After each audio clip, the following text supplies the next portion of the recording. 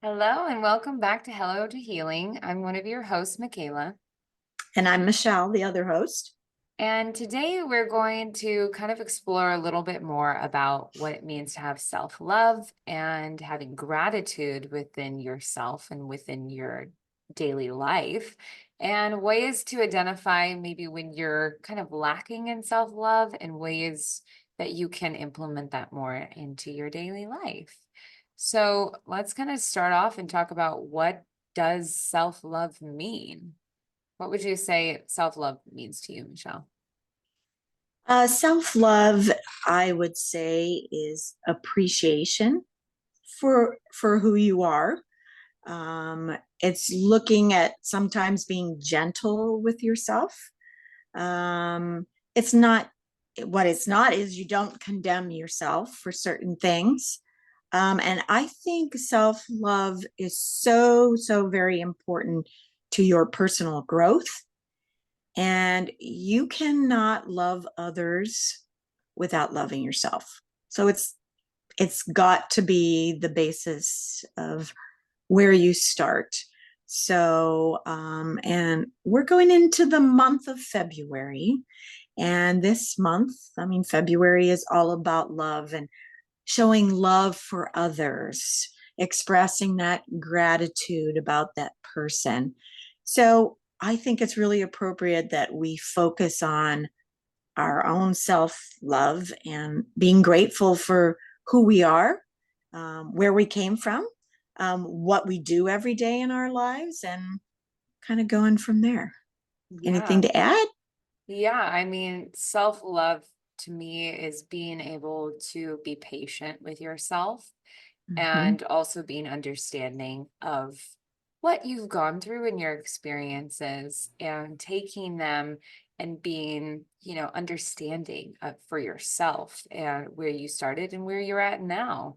And knowing that, not setting too high of standards that set yourself up for failure. Because personally, in my own life experiences, that's one of the things that I've had to really deal with when coming to self-love, is not setting yourself up to the point where these expectations are so high that you come down on yourself. So being patient and loving and patting yourself on the back too when you do a good job. I think celebrating ourselves is definitely a huge part of self-love, that I think that we're not really taught that through our life. I mean, in the school systems and things, they're always given something. You're given something if you do a good job. And that's like a physical thing, right?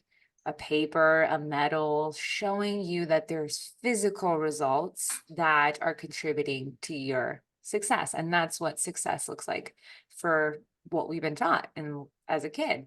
But I think one of the biggest things, that we have to be able to celebrate ourselves, even for the small accomplishments, because those add up Absolutely.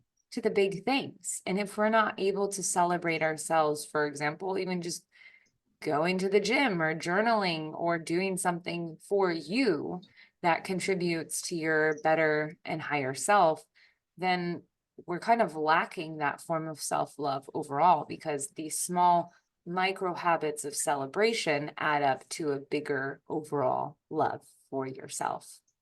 So that's a huge thing that I would say is a big thing when it comes to self-love. So why is it important, you would say, to embody self-love for you? Well, it certainly makes life a lot more joyful. It makes life seem happier. I think some of the hardest things for me in relationship to self love is when someone gives you a compliment and is expressing gratitude toward you. It's being able to receive that without an excuse. Oh, you don't have to say that. Or, no, no, no. I mean, that's okay. Instead of being able to say, and it's not egotistical. There's a big, huge difference between being egotistical and loving yourself. It's knowing that you're of value and being able to accept thank you and be able to just say thank you. That was a job well done, or I've I've expressed this to you and you're expressing back to me, and I accept it because I can accept it because I do see the value of myself. So I think that's the hardest part is people, we just are in a world where we don't see our value, and we don't condone accepting that you're worthy. So I think it's a retraining process for our minds to come to, I am worth that. I am absolutely worthy of being loved. I'm doing a great job.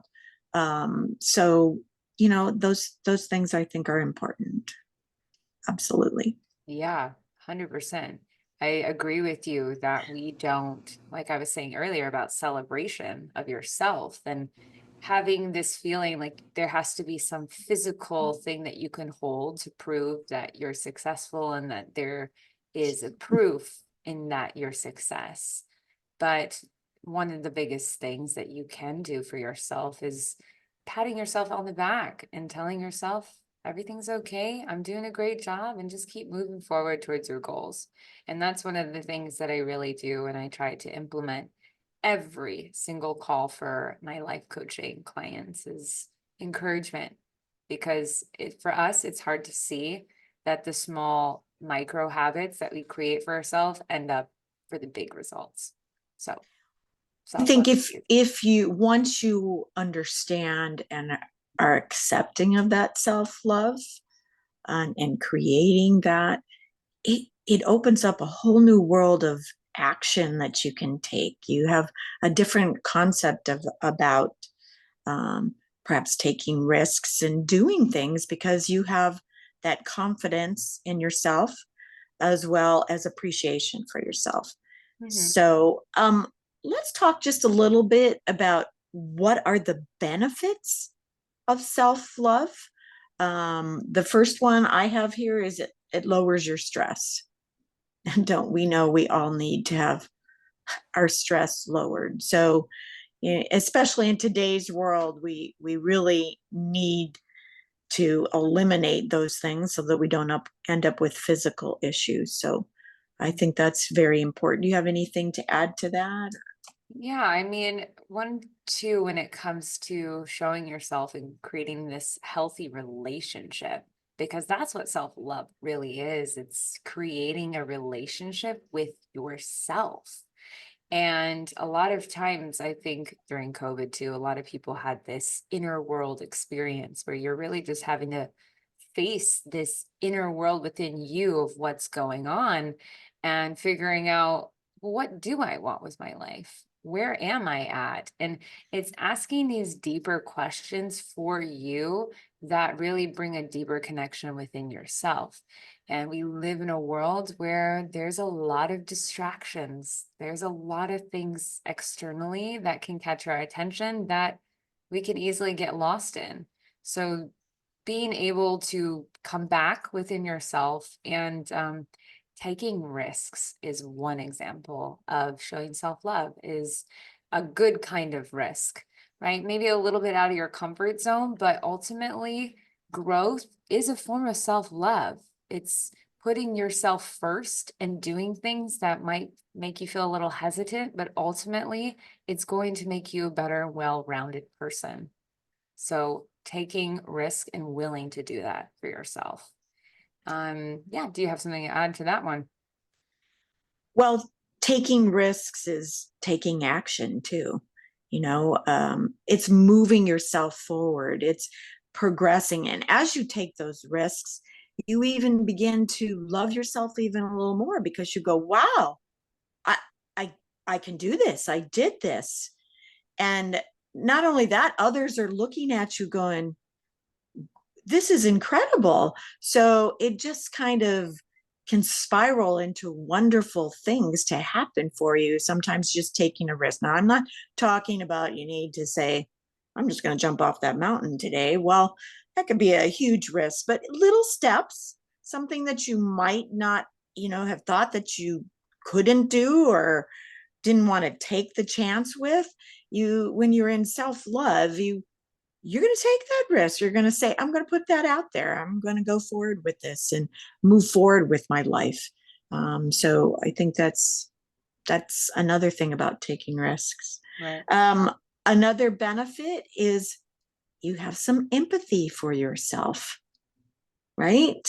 You begin to understand, I have to not be so tough on myself when that didn't work out just the way that I thought it should. I think you remember, Michaela, how many times I've said to you in life, it's have plan A, B, C, D, and maybe E, because it may not work out exactly as you had thought it would, but it's not the end of it. You can move forward, and don't be so rough on yourself if that didn't turn out in that particular way. So that's saying, okay, it didn't work. I learned something. I still love myself greatly and move on to the next thing. Mhm. So, anything to add to the being empathetic with yourself? Yeah, just having compassion and appreciation for Absolutely. yourself and for others, because when you are able to find and hold space and love for yourself, that's when you are now open and accepting to others' love. And that's what's going to change the world itself, is when we are able to show Absolutely. ourselves love and acceptance and compassion and appreciation for ourselves. That's when we're opening the door to creating stronger connections with others, with people that also love and appreciate themselves, which then creates communities of people that truly want the best for each other because they want the best for themselves too. Absolutely. Well stated. I mean, the world needs that. We need to develop that compassion. And you're right. Out of self-love comes love for the world, love for others, love for the planet, and peace. So those are all wonderful things for You have certain that we should strive for. you have to see the beauty in yourself first, Mm-hmm. because Mm-hmm. everything is an internal game. And if you're not able to see within yourself of the value you have, the beauty, the unique abilities that every single person on this planet has, then you're not going to be able to see it within others because you're blinded by your own fears and limitations. So breaking Yes. through that and being more compassionate towards yourself will create opportunities for love to come in, to come through you, and for you to give. Right. That's Another component of these benefits is learning to set boundaries, which that one is always difficult. And sometimes you think, how is setting boundaries part of self love? Well, in order to take care of yourself, sometimes you have to learn to say, no. I mean, and to explain that, I at this point, this is not going to work, and be able to say that. So, anything to add on setting boundaries as well? yeah, that's pretty much it, is being honest with yourself. And that comes from valuing your word and putting values on other people's words as well. Creating boundaries is a huge thing about self-love. And I actually Mm-hmm. heard this woman speaking today about boundaries and how, when you are trying to create a relationship or you're open to dating or open to the relationship, you can think of yourself as the garden, and that if you don't have a fence around your garden, people are just going to come in and step all over your flowers and all the things that you've created for yourself. But when you're able to create that fence and have the own access to that door and be able to open that door to people to come in that you choose, you are now choosing your self-value, your own environment, and who your body and yourself. You're putting yourself first, and you are now choosing, consciously choosing who comes into your life and who doesn't. So setting that boundaries is being honest with yourself and the expectations that you would like to create for you and for others that you would like to invite into your experience. And part of that is, what do you choose to give energy to? There's certain people and certain things that you maybe decide to give energy to that wasn't really beneficial for you. And they don't know that they're being what I call an energy vampire, or doing something that may not be beneficial in the long run for you. So you really have to sit down and think, where is my energy most well spent, I guess, in that sense. So that's also part of setting boundaries, is to be able. And you know what, you have to look at, there are times that you have to take care of yourself in, and that energy is important for you to have and to take in, to almost protect yourself and to help you grow. So I know, like when you do emotion code sessions, it is energetically draining for you. So you have to, at some points, you have to say, I'm after a session, I'm not just going to go and do another one. I need to build myself back up, and I need to set a boundary with that. So I think those are things we need. And that's, to me, that's also self love. There's certain times in your work that sometimes you have to make a boundary, and know what you can and should not do. So I think Mhm. that's also a part of setting boundaries. So Yeah, it comes with what are you able to tolerate and what are you willing to yeah, tolerate? Because those right, are two different things. Being able to tolerate something doesn't necessarily mean that you want to or that you would like to do that. What are you willing to tolerate within your life? What are you willing to endure? Right? Creating boundaries within yourself and others, and making and vocalizing that is a whole nother thing when it comes to self-love, is vocalizing your no's or your yeses with conviction right, and being right. truly honest with what you would like in your life. So all of these I are think it's, I beautiful. think that's part of integrity, Mhm. integrity for yourself, and understanding boundaries also can help to empower you, which that is also a very great component of self-love, is to become empowered. Mhm. And I don't want it sounding like you're not compassionate towards others. You certainly are.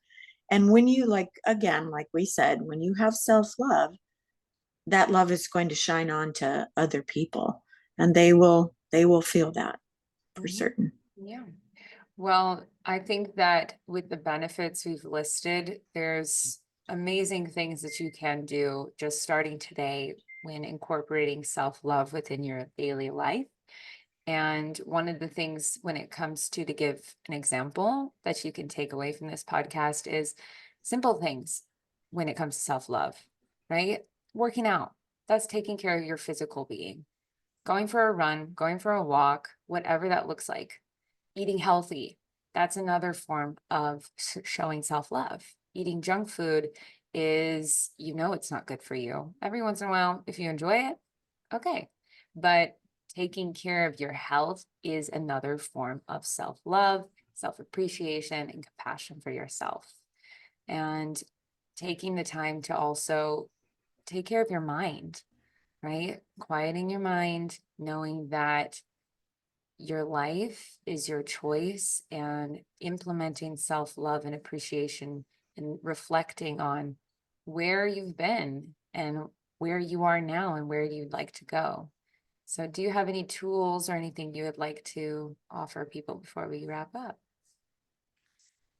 Well, again, we've talked about quieting your mind in different ways. And again, I'll bring it up, um, a form of meditation, a form of daily adding that in, that helps you quiet those thoughts, and go inside and meet that person you really are, and love that person that you really are, because that's ultimately, that's all you are. Mhm. That's all you are, is love. At the very core of your being, that's who you are. So start doing it. Start doing it. Mhm. I guess that's my message. Say yes to you first. Yeah, absolutely. Yes to you. Yes to you. Yes to me. All right, perfect. Well, we want to kind of acknowledge and say thank you for listening into our podcast. And if you have any questions, we'd love to do some sessions with you. We currently are offering the harmonic egg sessions and emotion code sessions, as well as life coaching. So we have many different types of healing modalities that we offer here at the Power Within Wellness, and kind of sharing a little bit more about energy healing. So go ahead and give us a follow. And thank you so much for tuning in. And we'll talk to you next time. Thanks. Thanks. Bye.